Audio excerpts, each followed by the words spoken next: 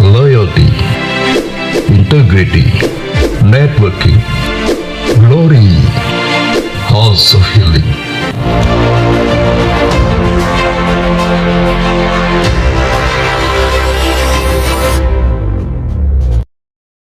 Shalom, selamat datang dan beribadah online bersama kami GBI Pondok Indah. Karena kita di sini untuk beribadah, sebelum mulai, mari kita lihat tata ibadah online-nya. Terima Terima kasih. kasih. Tuhan Yesus berkati.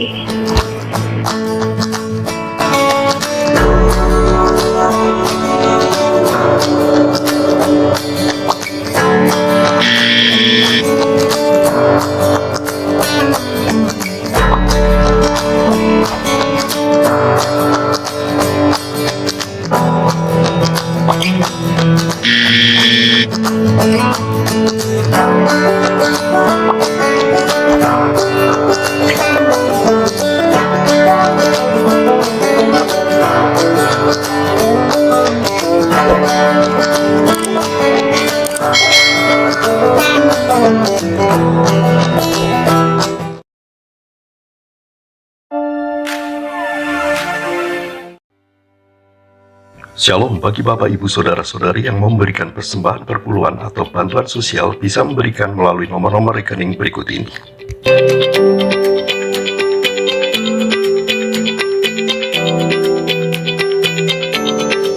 Atau bisa juga dengan memindai QR Code berikut ini.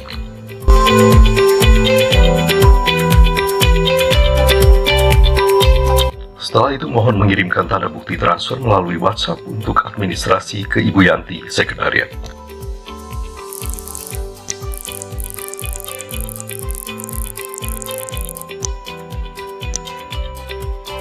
Terima kasih, Tuhan Yesus memberkati.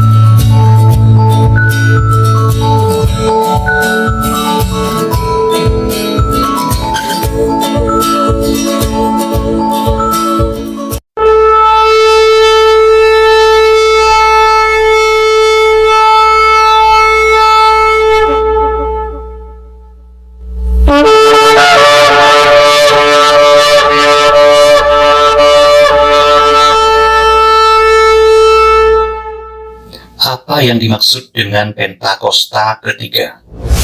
Pentakosta ketiga adalah pencurahan Roh Kudus yang dahsyat di zaman now, melebihi yang terjadi di Azusa Street.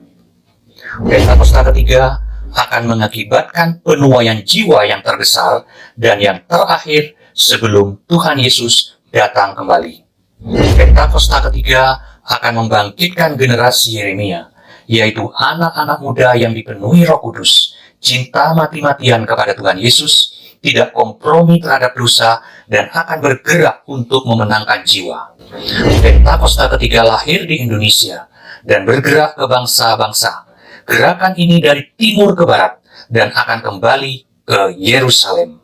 Pentakosta ketiga akan memberikan kuasa untuk menyelesaikan amanat agung, dan setelah itu Tuhan Yesus datang kembali.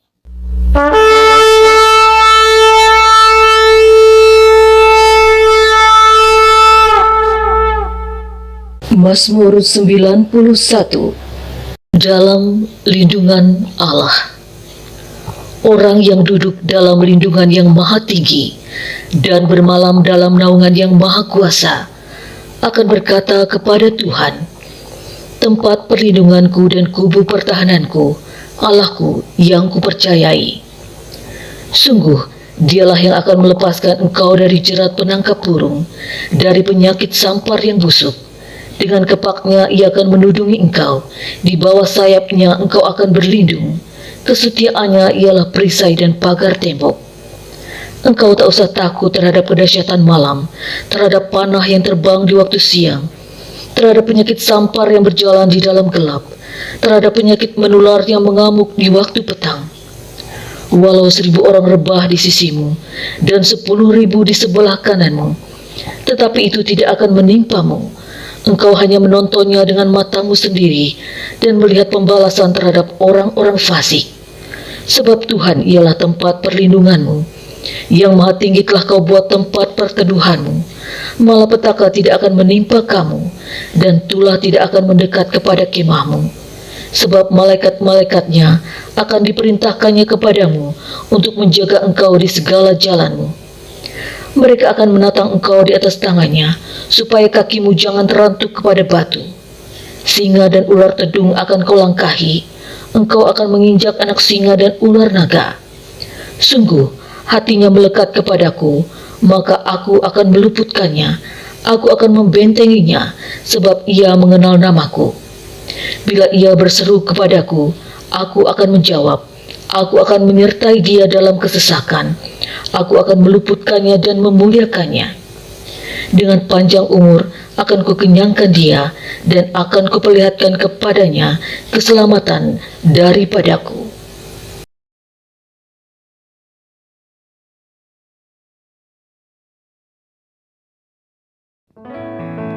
Shalom Bapak Ibu yang dikasih Tuhan, shalom, haleluya. Tuhan kita dahsyat, kasih setianya tidak pernah berkesudahan dalam hidup kita, haleluya. Kita akan memulai ibadah kita pagi hari ini, GBI Pondok Indah Rayon 1A. Mari kita sama-sama bangkit berdiri, kita berdoa. Hoyara bataka shikala bala bala bala bala bala baya shandara bala bala bala bala bala. Hiara bala bala bala bala bala bala bala baya shandara bala bala bala bala bala bala bala. Biarlah pengurapan-Mu turun atas setiap kami ya Tuhan. Hiara bala baya shandara. Setiap kami yang beribadah pagi hari ini, lawat setiap kami, urapi setiap kami ya Tuhan. Baik yang di rumah-rumah, dalam nama Yesus, lawatan-Mu tercurah atas setiap kami ya Tuhan.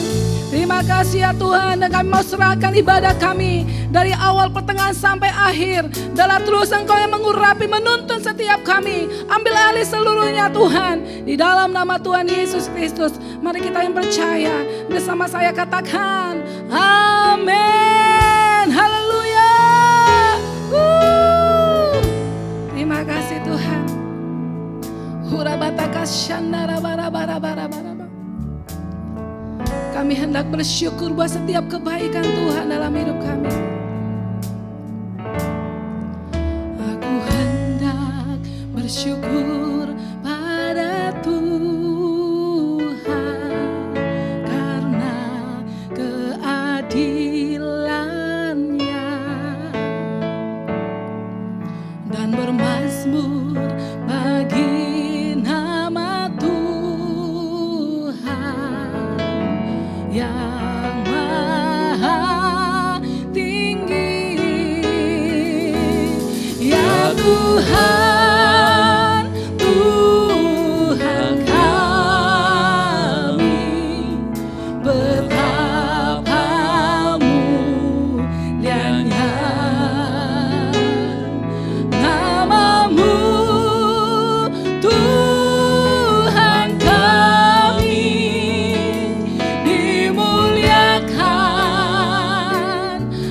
Atas seluruh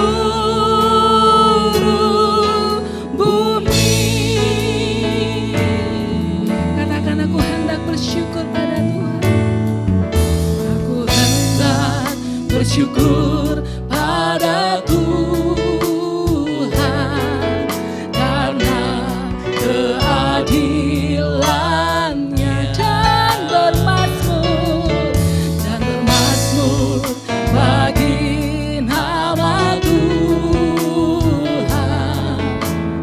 yang maha tinggi. Ya Tuhan, ya Tuhan.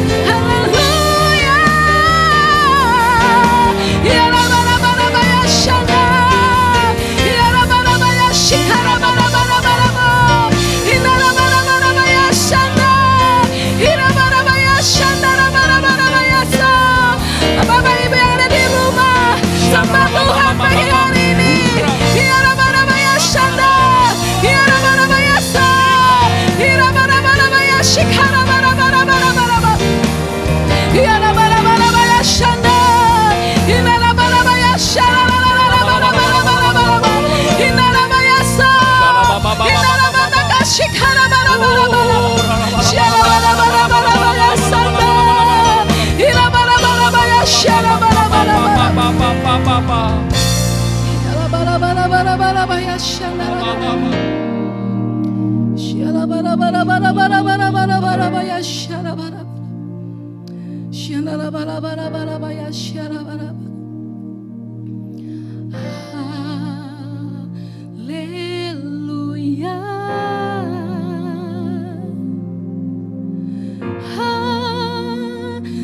Haleluya.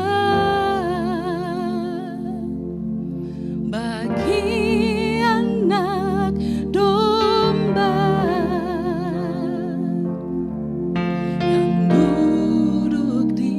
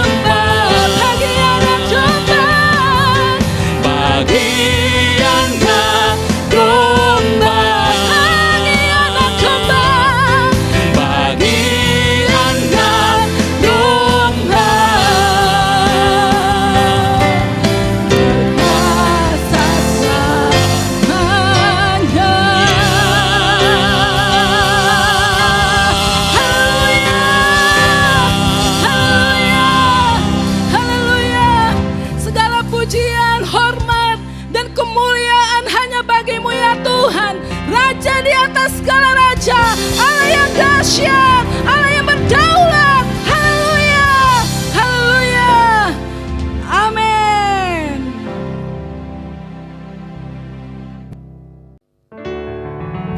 Haleluya, haleluya. Kami tidak pernah meragukan kasih setiamu Tuhan. Haleluya. Kami percaya atas setiap janji-janji Tuhan dalam hidup kami. Yes Lord. Amin.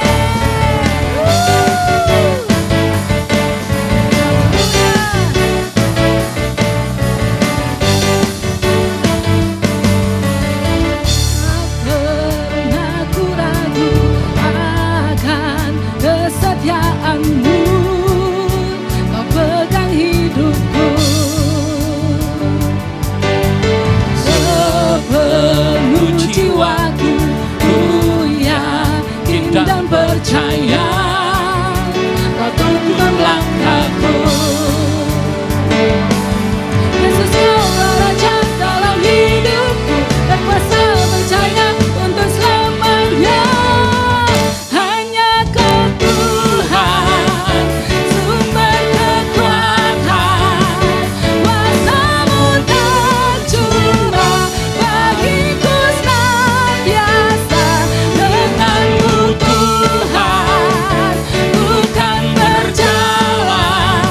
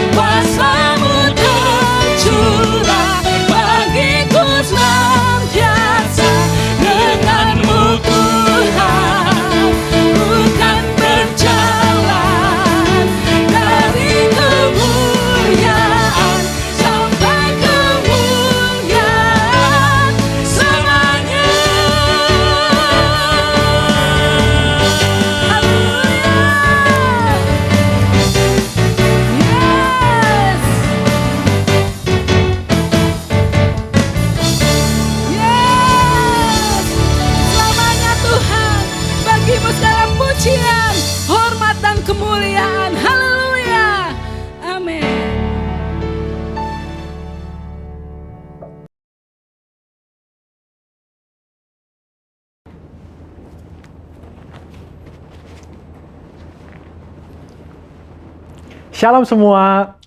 Kegerakan Pentakosta adalah kegerakan yang unik. Mengapa unik? Pernahkah saudara terbayang satu gerakan rohani yang dalam tempo 1 abad telah menyebar sampai ke 27% kekristenan yang ada? Kegerakan yang bergerak cepat ini memiliki pilar-pilar teologi yang perlu kita pahami. Pada Voice of Pentecost kali ini, kita akan membahas mengenai 5 pilar teologi Pentakosta. Apa saja 5 pilar teologi Pentakosta itu? Yang pertama, Jesus as Savior, atau pilar keselamatan. Keselamatan adalah momen di mana seorang bertobat dan menerima Yesus sebagai Tuhan dan Juru Selamat. Pengakuan iman GBI berkata, semua manusia berdosa dan kehilangan kemuliaan Allah, sehingga harus bertobat dan berpaling kepada Allah untuk menerima pengampunan dosa. Pertobatan mencakup peristiwa di mana seorang mendengar kabar Injil tentang karya Kristus, meresponi Injil dengan iman dan pertobatan, dan mengalami perjumpaan secara pribadi dengan Yesus. Hal ini yang terjadi ketika Petrus berkhotbah dalam Kisah Para Rasul 2 ayat 16-35. Di ayat 37 disebutkan bahwa orang-orang yang mendengar sangat terharu dan memberikan respon yaitu bertobat dan menerima Yesus sebagai Tuhan dan Juru Selamat. Bukankah hampir sebagian besar khotbah-khotbah dari Pentakosta menekankan akan pertobatan dan kepercayaan kepada Yesus sebagai Juru Selamat pribadi? Yang kedua, Jesus as Sanctifier, atau pilar pengudusan. Ketika seorang diselamatkan, dia memasuki proses yang bernama pengudusan. Pengakuan iman GBI berkata penyucian hidup adalah buah kelahiran baru karena percaya dalam darah Yesus, dikerjakan oleh kuasa firman Allah dan Roh Kudus. Karena itu kesucian itu azas dan prinsip hidup umat Kristen. Insan Pentakosta percaya bahwa anugerah keselamatan harus diresponi dengan benar dalam takut akan Allah. Filipi 2 ayat 12-13 berkata, kerjakan keselamatanmu dengan takut dan gentar. Karena Allah lah yang mengerjakan di dalam kamu, baik kemauan maupun pekerjaan menurut kerelaannya. Di sini terlihat tanggung jawab orang percaya untuk mengerjakan keselamatannya, atau menguduskan kehidupannya dalam takut akan Allah. Proses pengudusan ini akan kita jalani selama kita hidup, dengan tujuan agar kita menjadi segambar dan serupa dengan Kristus. Pengudusan pun berbicara kita meninggalkan kehidupan lama kita, ataupun kebiasaan lama kita yang tergolong dosa, dan menjadi pribadi yang baru di dalam Kristus. Tidak lagi hidup di dalam dosa.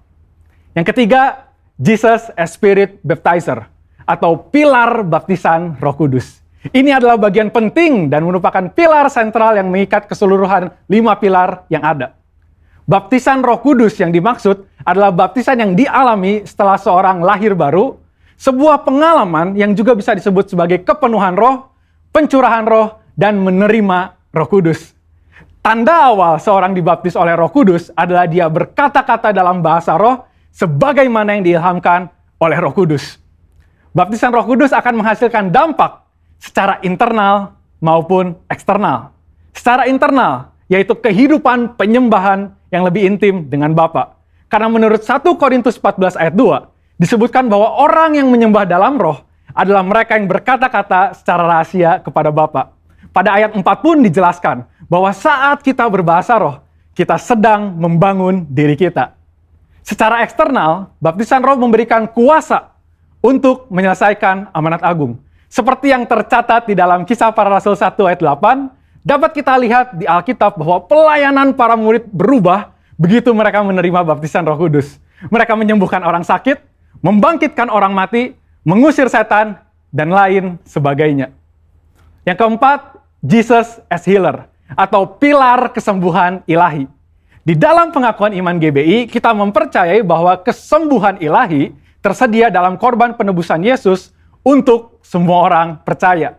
Bagian ini sangat penting, karena kita mempercayai bahwa tanda dan mujizat masih berlaku di zaman ini. Orang yang telah dipenuhi Roh Kudus akan melakukan pelayanan dengan tanda-tanda seperti yang Yesus katakan dalam Markus 16 ayat 18-19. Mereka akan meletakkan tangannya ke atas orang sakit dan orang itu akan sembuh. Dari mana kuasa untuk menyembuhkan itu datang? Dari kepenuhan Roh Kudus yang dijanjikan oleh Bapa kepada setiap orang percaya. Kita percaya bahwa kematian Kristus telah menebus segala dosa-dosa kita, termasuk menanggung segala sakit penyakit kita. Yesaya 53 ayat 4a jelas berkata bahwa tetapi sesungguhnya penyakit kitalah yang ditanggungnya. Yang kelima, Jesus as soon coming King, atau pilar kedatangan Yesus yang kedua dengan segera. Pilar terakhir ini dipandang sebagai motivasi dan semangat untuk menyelesaikan amanat agung, memberitakan Injil dengan kuasa Roh Kudus, serta hidup dalam kekudusan. Kita percaya bahwa Yesus akan datang kali yang kedua untuk menjemput kita dengan segera. Pengakuan iman GBI berkata, Tuhan Yesus Kristus akan turun dari sorga untuk membangkitkan semua umatnya yang telah mati dan mengangkat semua umatnya yang masih hidup, lalu bersama-sama bertemu dengan dia di udara. Kemudian ia akan datang kembali dan bersama orang kudusnya untuk mendirikan kerajaan 1000 tahun di bumi ini. Kita percaya kedatangan Yesus untuk yang kedua kalinya untuk menjemput mempelainya yang masih hidup, atau biasa disebut rapture ini, akan terjadi secara tiba-tiba dan tanpa seorang pun tahu kapan waktunya. Ketidaktahuan kapan Yesus akan datang inilah yang akan mendorong setiap kita untuk dapat mempersiapkan diri sebaik-baiknya dan tetap hidup dalam integritas. Saya percaya pemahaman ini membawa kita semakin semangat di dalam menyelesaikan amanat agung dengan api Pentakosta ketiga. Saudara, untuk penjelasan lebih lengkapnya dari tim teologi kami, jangan lupa buka link yang ada di atas atau scan QR Code yang tersedia. Salam integritas, Tuhan Yesus memberkati.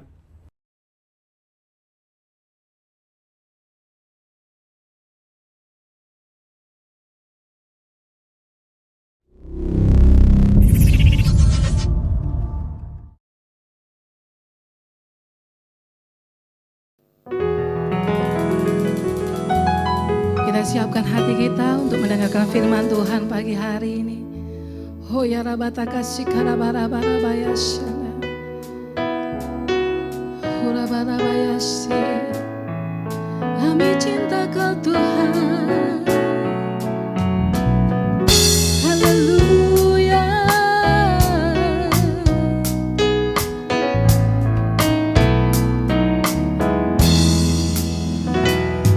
Ku cinta Kau, Yesus Tuhan.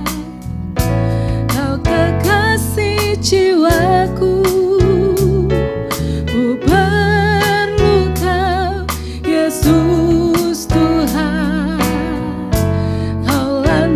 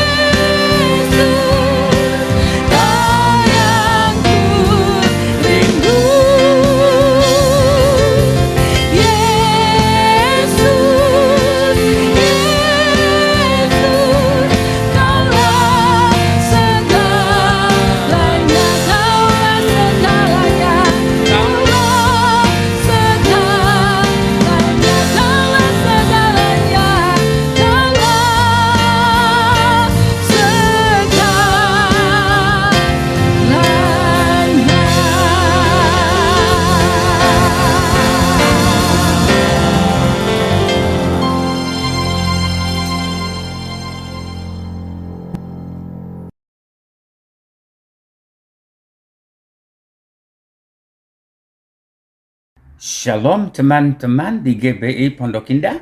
Saya senang untuk dapat berbagi dengan saudara-saudara pada hari ini. Topik kita adalah nubuatan-nubuatan dahsyat tentang salib Yesus. Kita barusan merayakan Paskah. Jadi untuk memahami bagaimana secara terinci Yesus telah menggenapi semua nubuatan adalah sangat penting. Sebab ini adalah bukti bahwa penyaliban Yesus adalah sesuatu mujizat yang terjadi dan bahkan diteguhkan oleh kesaksian sejarah. Di dalam Lukas 18:31, kita baca Yesus memanggil ke-12 muridnya, lalu berkata kepada mereka, "Sekarang kita pergi ke Yerusalem, dan segala sesuatu yang ditulis oleh para nabi mengenai anak manusia akan digenapi." Nah, perhatikan penegasan ini. Segala sesuatu akan digenapi. Jadi ada lebih dari 100 nubuatan tentang kedatangan Yesus yang pertama kali dan penyalibannya. Semuanya secara terinci satu persatu dengan sempurna sudah digenapi. Jadi peristiwa-peristiwa itu ya memang secara terinci terjadi dan dinubuatkan ratusan bahkan ribuan tahun sebelum Yesus disalibkan. Misalnya pada waktu Yesus menjelaskan kepada dua muridnya yang putus asa, pada hari kebangkitan mereka belum menyadari Yesus sudah bangkit, tapi mereka sudah mau pulang kampung ke Emmaus. Tapi Yesus mendekati mereka.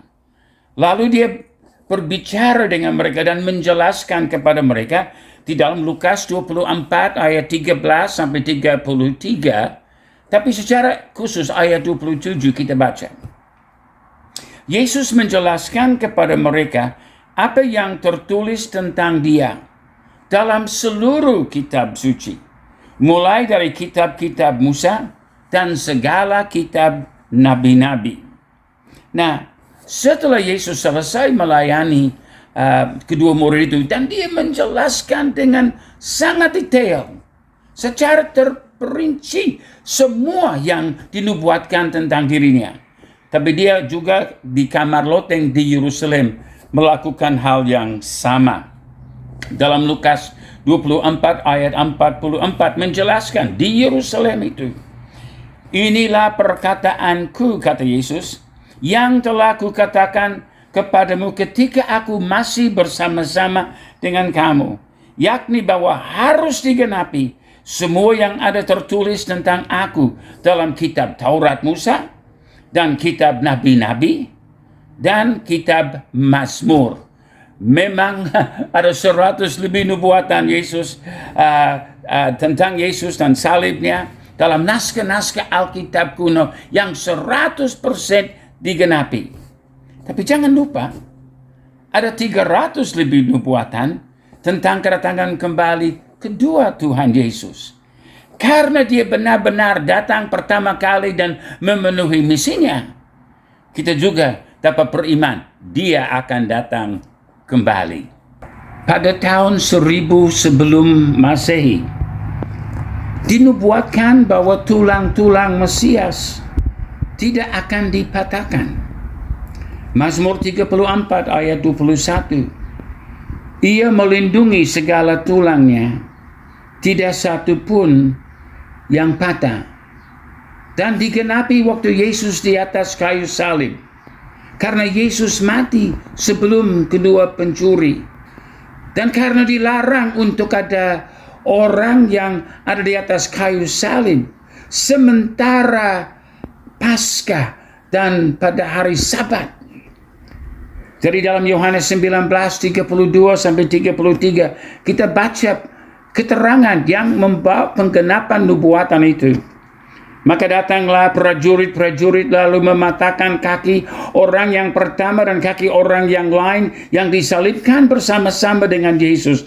Tetapi ketika mereka sampai kepada Yesus dan melihat bahwa ia telah mati, mereka tidak mematahkan kakinya. Ajaib firman Tuhan. Nah, nubuatan lagi tahun 750 sebelum Masehi bahwa Mesias akan dikubur orang kaya. Yesaya 53 ayat 9 saya ambil dari Alkitab Bahasa Indonesia sehari-hari. Makamnya di tengah-tengah orang kaya. Digenapi dalam Matius 27 ayat 57 sampai 60. Datanglah seorang kaya dari Arimatea yang bernama Yusuf. Ia juga pengikut Yesus. Ia pergi kepada Pilatus dan minta jenazah Yesus. Maka Yusuf mengambil jenazah itu dan membungkusnya dengan kain kapan dari linen yang baru. Lalu ia meletakkan jenazah Yesus di dalam kuburan kepunyaannya sendiri. Nah, Yesus bukan hanya mati. Dinubuatkan bahwa Yesus akan bangkit. Nubuatan ini pada tahun 750 sebelum Masehi. Mesias akan bangkit dari maut dan melihat mereka yang percaya kepadanya. Yesaya 53 ayat 10. Ia akan melihat keturunannya. Umurnya akan lanjut. Jadi kematian bukan akhirnya. Dia akan bangkit. Dan memang itu digenapi. Dalam 1 Korintus 15, 3 sampai 5. Mesias dilihat hidup oleh banyak murid. Sebab yang sangat penting telah aku sampaikan kepadamu, kata Paulus. Yaitu apa yang telah aku terima sendiri, ialah bahwa Kristus telah mati karena dosa-dosa kita, sesuai dengan kitab suci, bahwa ia telah dikuburkan, dan bahwa ia telah dibangkitkan pada hari yang ketiga, sesuai dengan kitab suci, bahwa ia telah menampakkan diri kepada Kefas, dan dilanjutkan dalam ayat 5-8, dan kemudian kepada ke-12 muridnya. Sesudah itu, ia menampakkan diri kepada lebih dari 500 saudara sekaligus. Kebanyakan dari mereka masih hidup sampai sekarang, tapi beberapa di antaranya telah meninggal. Selanjutnya, ia menampakkan diri kepada Yakobus, kemudian kepada semua rasul. Dan yang paling akhir dari semuanya, ia menampakkan diri kepadaku. Nah, pada waktu Yesus disalibkan, dan dia berkata, Allahku, Allahku, mengapa engkau meninggalkan aku? Ini juga adalah penggenapan dari nubuatan 1000 tahun sebelum Yesus disalibkan. Kita baca dalam Mazmur 22 ayat 2 bahwa Mesias akan menderita pemisahan dari Bapa. Dan dia berkata, Allahku, Allahku, mengapa engkau meninggalkan aku? Dan penggenapan itu dalam, memang semua Injil kita baca, tapi dalam Matius 27 ayat 46, kira-kira jam 3, jadi waktu Yesus mati sebagai anak domba, berserulah Yesus dengan suara nyaring, Eli, Eli, lama sabachthani. Artinya, Allahku, Allahku, mengapa engkau meninggalkan aku? Nah, Mesias juga akan menjadi haus. Ini dinubuatkan 1000 tahun sebelum Masehi. Kalau dia akan haus di atas kayu salib. Mazmur 22 ayat 16, kekuatanku kering seperti beling. Lidahku melekat pada langit-langit mulutku. Dan dalam debu maut kau letakkan aku. Mazmur 69 ayat 21, pada waktu aku haus, mereka memberi aku minum anggur asam. Persis seperti yang dinubuatkan Tuhan Yesus, digenapi di dalam Yohanes 19, 28 dan 29. Sesudah itu, karena Yesus tahu bahwa segala sesuatu telah selesai, berkatalah ia, supaya genap yang ada tertulis dalam kitab suci, aku haus. Di situ ada suatu bekas penuh anggur asam. Maka mereka mencucukkan bunga karang yang telah dicelupkan dalam anggur asam pada sebatang hisop, lalu menunjukkannya ke mulut Yesus. juga baik pada tahun 1000 sebelum Masehi dan 750 tahun sebelum Masehi dinubuatkan bahwa Mesias akan mati.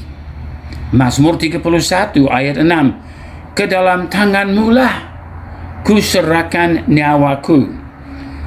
Yesaya 53 ayat 8, sungguh ia terputus dari negeri orang-orang hidup. Jadi kata-kata terakhir waktu dia mati dinubuatkan, bahkan fakta kematiannya dinubuatkan.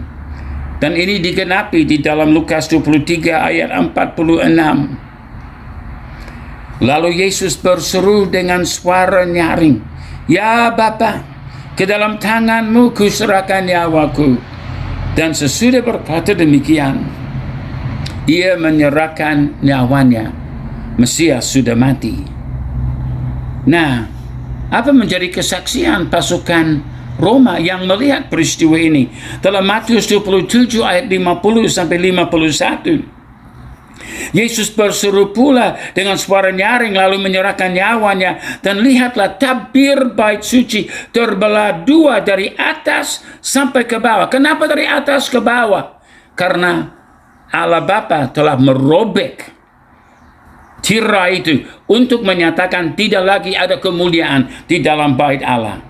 Dan terjadilah gempa bumi dan bukit-bukit batu terbelah. Kesaksian dari pasukan Roma yang dicatat di dalam Matius 27 ayat 54. Kepala pasukan dan prajurit-prajuritnya yang menjaga Yesus menjadi sangat takut ketika mereka melihat gempa bumi dan api yang telah terjadi. Lalu mereka berkata, sungguh ia ini adalah anak Allah. Nubuatan berikut kita lihat juga di dalam kitab Nabi Yesaya. Lebih kurang 750 tahun sebelum Mesias. Nubuatan ini menjelaskan bagaimana wajah Mesias akan sangat hancur. Dari Yesaya 50 ayat 6 catat, aku memberi punggungku kepada orang-orang yang memukul aku, dan pipiku kepada orang-orang yang mencabut janggutku. Dapat saudara bayangkan? Janggut Yesus dicabut. Mungkin dengan kulit-kulitnya dirobek-robek. Mungkin ada lubang-lubang di dalam kulitnya. Orang-orang yang mencabut janggutku. Aku tidak menyembunyikan mukaku ketika aku dinodai dan diludahi. Juga di dalam Yesaya 52 ayat 14, banyak orang terkejut melihat dia. Rupanya dirusak sehingga tidak seperti manusia lagi. Wajah Yesus begitu hancur. Dalam Yesaya 53, sangat dahsyat dan terinci.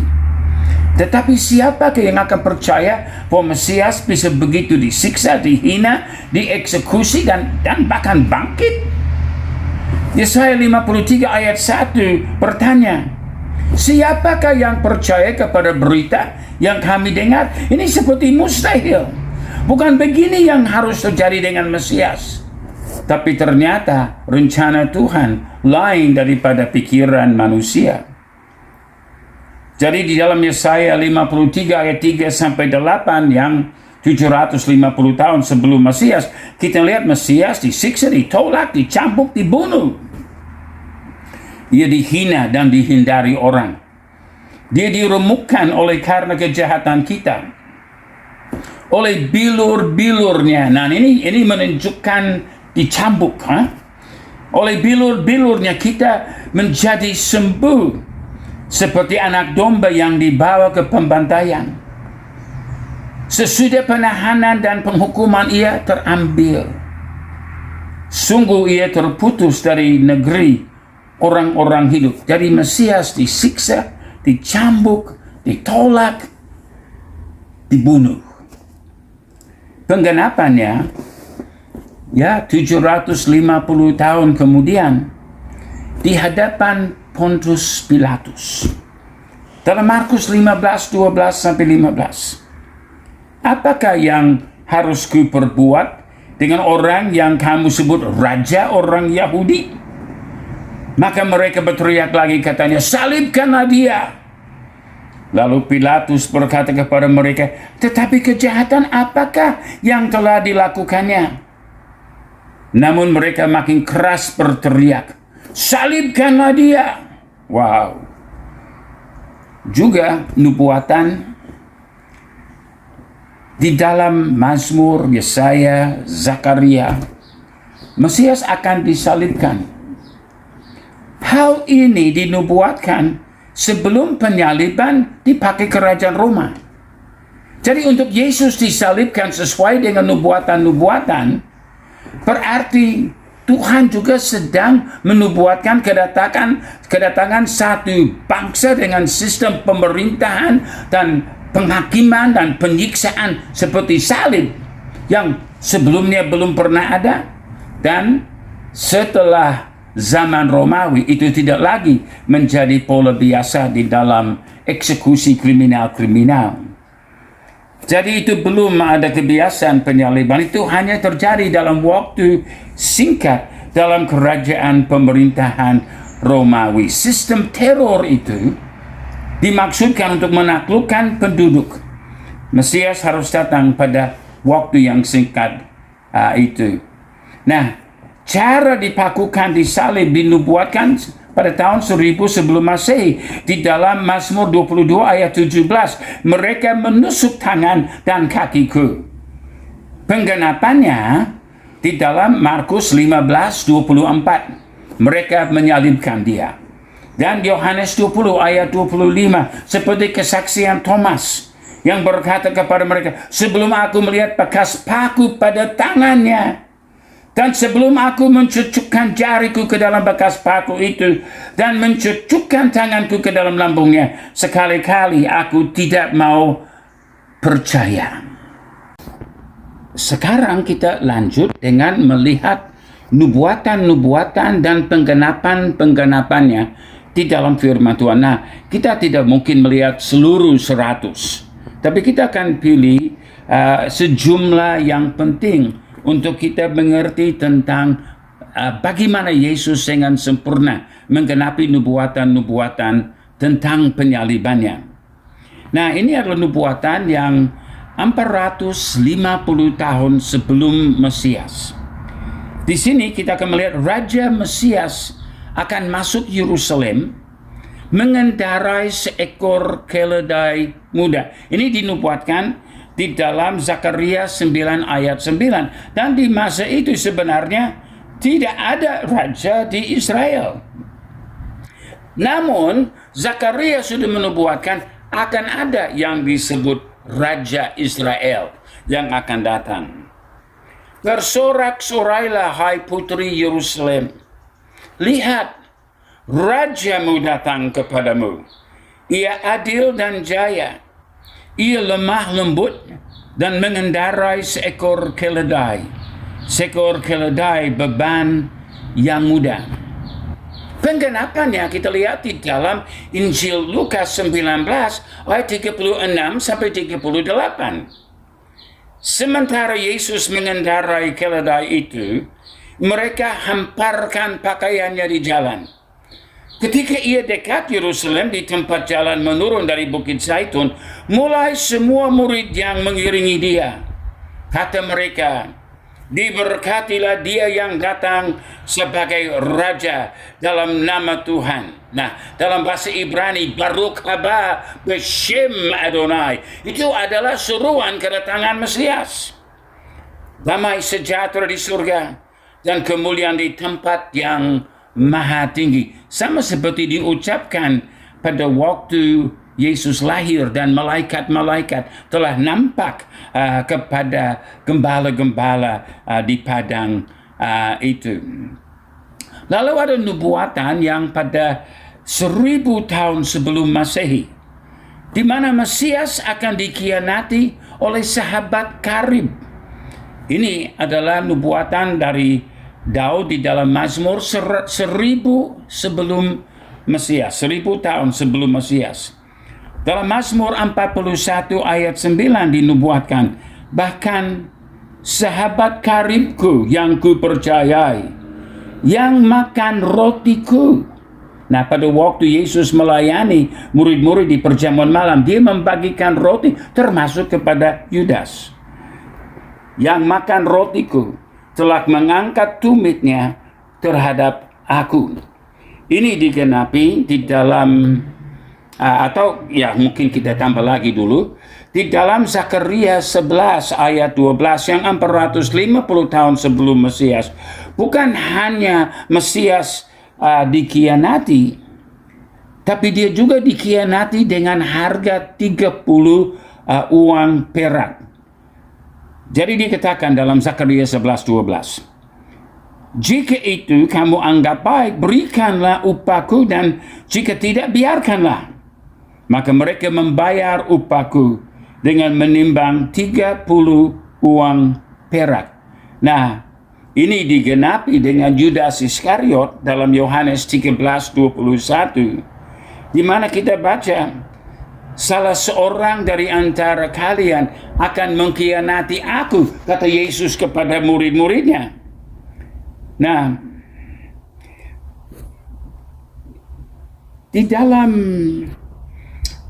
Matius 27 ayat 3 sampai 5, kita baca apa yang sudah dinubuatkan, apa yang sudah digenapi. Yudas yang menyerahkan dia melihat bahwa Yesus telah dijatuhi hukuman mati.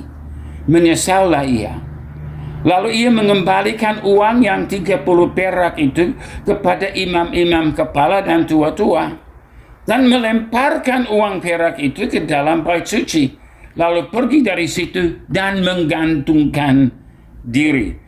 Juga di dalam Matius 26:54, jika begitu bagaimanakah akan digenapi yang tertulis dalam kitab suci yang mengatakan bahwa harus terjadi demikian. Jadi pada waktu Petrus mau menghalangi Yesus ditangkap dan peristiwa itu terjadi, kita melihat bahwa peristiwa-peristiwa itu Yesus berkata harus terjadi demikian untuk menggenapi kebenaran firman. Selanjutnya, ada nubuatan lagi pada tahun 450 sebelum Masehi bahwa Mesias akan dilawan dan diserang. Dalam Zakaria 13 ayat 7 dikatakan, bunuhlah gembala sehingga domba-domba tercerai-berai. Nah, juga di dalam Mazmur 109 ayat 2 tentang hal yang sama, serangan terhadap diri Yesus, bahwa Mesias akan dilawan dengan dusta, dan ada dua jenis pengadilan yang Yesus harus hadapi. Dan kita melihat saksi-saksi dusta melakukan penggenapan nubuatan-nubuatan itu. Memang pengadilan pertama itu agamawi, itu orang Yahudi, terjadi di rumah Kayafas. Tetapi yang sipil itu Romawi, ya, di hadapan Pilatus, Herodes, kembali kepada Pilatus. Sehingga di dalam Markus 14:61 sampai 62 dikatakan, ya, ini Kayafas yang berkata, apakah engkau Mesias, anak dari yang terpuji? Jawab Yesus, akulah dia. Dan kamu akan melihat Anak Manusia duduk di sebelah kanan yang Maha Kuasa dan datang di tengah-tengah awan-awan di langit. Wow. Di dalam ucapan ini, Yesus menjadikan diri sederajat dengan Allah. Dia mengaku, akulah dia. Nah, di sini terjadi dosa besar dari imam besar. Memang di dalam Imamat 21 ayat 10, dikatakan 1500 tahun sebelum Masehi, imam yang terbesar di antara saudara-saudaranya yang sudah diurapi dengan menuangkan minyak urapan di atas kepalanya, dan yang ditabiskan dengan mengenakan kepadanya segala pakaian kudus, janganlah membiarkan rambutnya terurai, dan janganlah ia mencabik pakaiannya.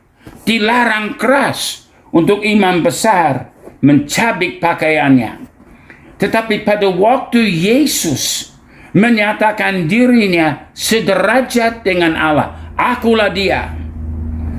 Di dalam Markus 14:63 sampai 65 kita baca, maka imam besar itu mengoyakkan pakaiannya dan berkata, untuk apa kita perlu saksi lagi? Kamu sudah mendengar hujatnya terhadap Allah. Nah, di dalam tahun 750 sebelum Masehi, kita melihat ada nubuatan lagi. Ini dari Nabi Yesaya. Di dalam Yesaya 53 ayat yang ketiga, bahwa Mesias akan sangat dihina. Dia dihina dan dihindari orang. Seorang yang penuh kesengsaraan dan yang biasa menderita kesakitan.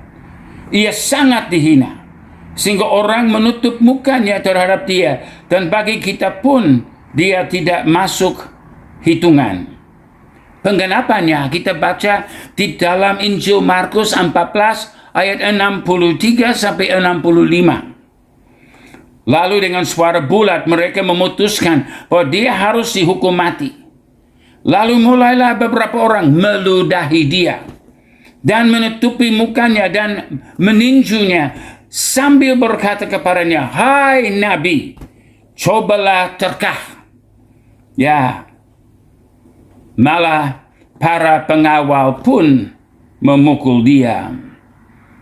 Ya, pada tahun 1000 sebelum Masehi, di dalam Mazmur 109 ayat 2, sebab mulut orang fasik dan mulut penipu ternganga terhadap aku. Mereka berbicara terhadap aku dengan lidah dusta.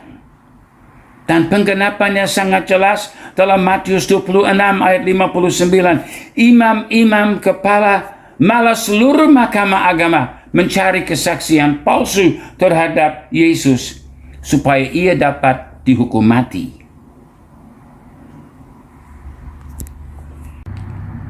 Kita baru melihat sebagian nubuatan tentang topik ini. Ada banyak sekali lagi yang kita belum bisa bicarakan. Dalam Alkitab seperti saya sudah katakan sebelumnya, ada 100 lebih nubuatan tentang misi Yesus dalam kedatangan pertama. Dan semuanya digenapi 100%. Alkitab akurat, pasti.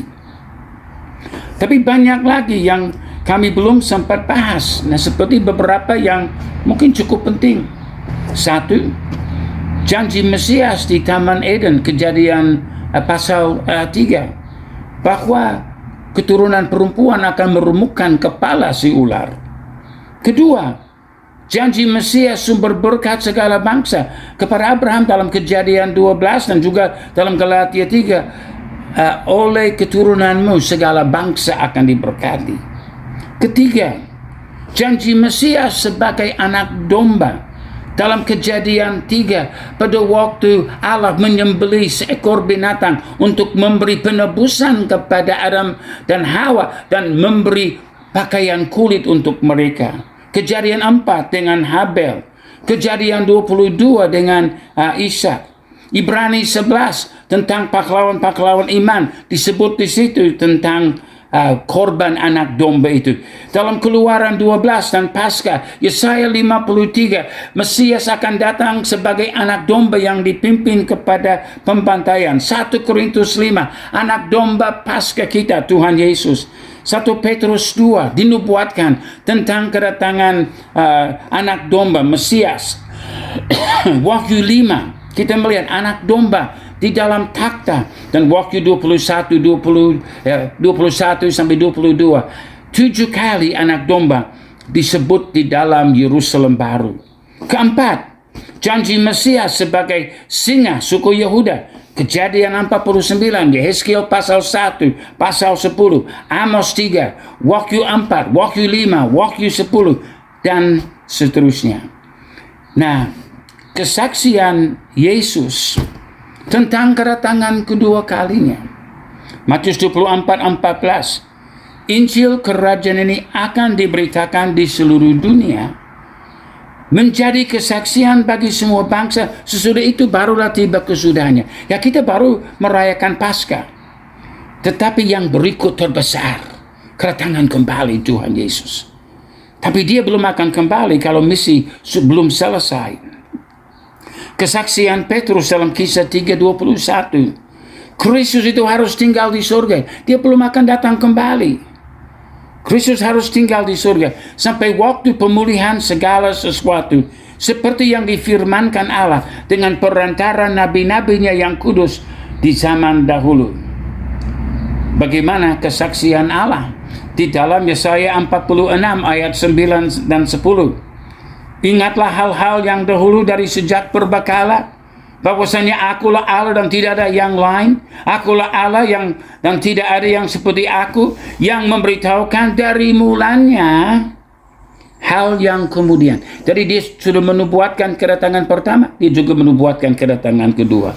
Dan dari zaman purbakala api yang belum terlaksana, yang berkata keputusanku akan sampai dan segala kehendakku akan ku laksanakan. Seperti Yesus katakan di dalam Lukas 18:31, segala sesuatu yang ditulis oleh para nabi mengenai anak manusia akan digenapi.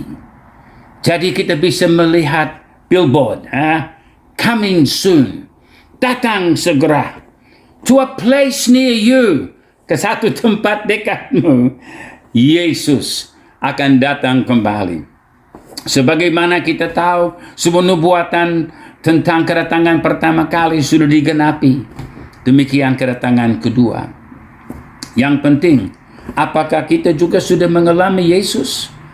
Apakah Yesus betul-betul anak domba Paskah yang di dalam kehidupan kita? Apa kita mengenal dia sebagai Tuhan dan Juru Selamat? Apa kita sudah menyerahkan hidup untuk mengikuti dia? Dan supaya kita menjadi muridnya, menyelesaikan misinya. Supaya nanti waktu Yesus datang kembali kedua kalinya, kita sudah siap untuk menyambut dia sebagai singa dari suku Yehuda. Yesus yang datang dalam kemuliaan. Tuhan Yesus memberkatimu.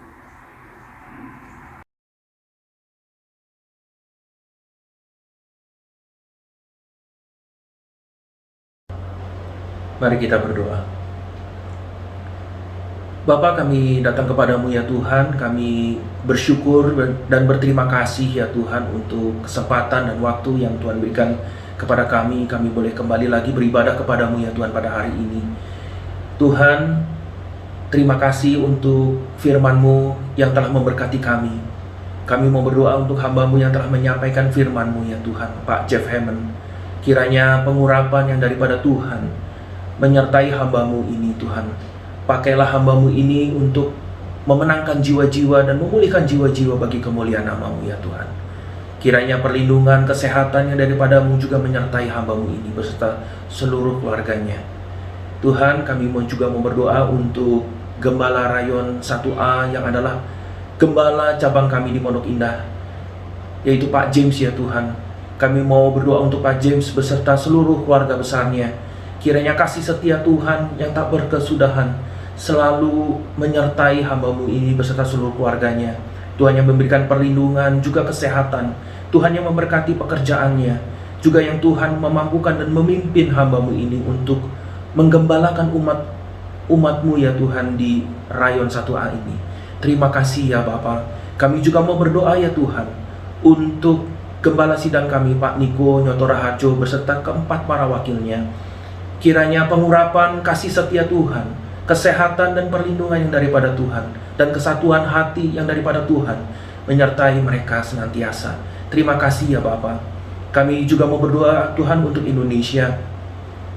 Kami mau berdoa untuk Presiden kami Pak Jokowi dan Wakil Presiden kami Pak Ma'ruf Amin beserta seluruh jajaran pemerintah dari pusat sampai daerah ya Tuhan. Kiranya Tuhan memberkati mereka. Tuhan menaruh roh yang takut akan Tuhan ada pada mereka semua, sehingga mereka boleh mengambil keputusan-keputusan yang tepat ya Tuhan, untuk menjadikan Indonesia menjadi bangsa yang takut akan Tuhan, yang mengenal Tuhan. Terima kasih ya Bapa. Dan kami mohon kiranya Tuhan pimpin mereka ini semua ya Tuhan untuk dapat mengambil keputusan yang tepat dan yang baik untuk segera Tuhan membawa Indonesia segera pulih dari pandemi COVID ini ya Tuhan. Tuhan mampukan mereka Tuhan untuk menghadirkan dan menyediakan vaksin yang baik bagi seluruh rakyat Indonesia ini ya Tuhan. Dengan waktu yang tepat, sesingkat-singkat mungkin ya Tuhan. Karena kami sangat membutuhkan itu bagi pemulihan Indonesia ya Tuhan. Terima kasih ya Bapak, terima kasih. Kami serahkan mereka semua ke dalam tangan-Mu ya Tuhan. Kami juga bersyukur Tuhan atas penyertaan Tuhan senantiasa kepada kami. Karena kami percaya bahwa Engkau adalah Immanuel, Allah yang menyertai kami semua umat-Mu. Kami tidak pernah ditinggalkan sendirian.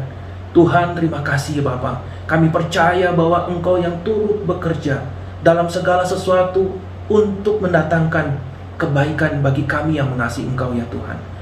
Tuhan, kami percaya bahwa Engkau yang menyembuhkan kami yang sakit. Engkau yang memberikan kekuatan bagi kami yang lemah. Tuhan, Engkau yang memberikan pengharapan bagi kami yang putus pengharapan. Tuhan, Engkau lah segalanya bagi kami. Tuhan, tuntunlah dan bimbinglah kami semua umat-Mu ya Tuhan, untuk kami lebih dekat lagi kepada-Mu ya Tuhan, berserah lebih lagi kepada Tuhan, dan mempercayakan segala sesuatunya kepada Tuhan, karena kami percaya segala sesuatunya akan baik ya Tuhan. Terima kasih Bapa, kami berdoa mengucap syukur di dalam nama Tuhan Yesus. Amin.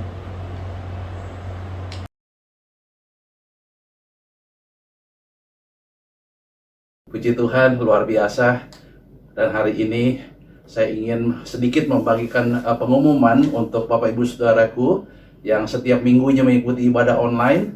Kalau sekiranya Bapak Ibu ada doa-doa yang ingin disampaikan, mari Bapak Ibu saya undang untuk bergabung dalam komunitas sel kita, yaitu Kul-Kul yang ada di wilayah Pondok Indah. Bapak Ibu bisa join bersama dengan kami melalui Zoom yang ada, dan saya percaya bahwa setiap minggunya ada doa-doa yang ingin disampaikan, dan kami dengan senang hati untuk mendoakan Bapak Ibu semua. Saya percaya ada banyak mujizat yang Tuhan buat, kesembuhan demi kesembuhan, pemulihan demi pemulihan, kelepasan dan kekuatan-kekuatan yang baru. Puji Tuhan, hari ini kita siapkan hati kita sebelum kita mengakhiri ibadah ini dengan menerima berkat Tuhan. Mari Bapak Ibu, saya undang untuk mengangkat kedua tangan kita yang kudus di hadapan Tuhan. Kekasih-kekasih Tuhan, terimalah berkat damai sejahtera dan sukacita yang daripada Bapa Surgawi. Kasih karunia Allah yang berlimpah-limpah di dalam anak yang tunggal Tuhan Yesus Kristus, dengan persekutuan yang manis dengan Roh Kudus menyertai Bapak Ibu semua mulai hari ini sampai kedatangan Tuhan Yesus yang kedua kali kita dijemput bersama-sama di awan-awan yang permai, bahkan sampai kekal selama-lamanya. Dan kita semua yang percaya dan penuh pengharapan, kita katakan bersama-sama, amin. Selamat hari Minggu, Tuhan Yesus memberkati kita semua. Shalom, haleluya, amin.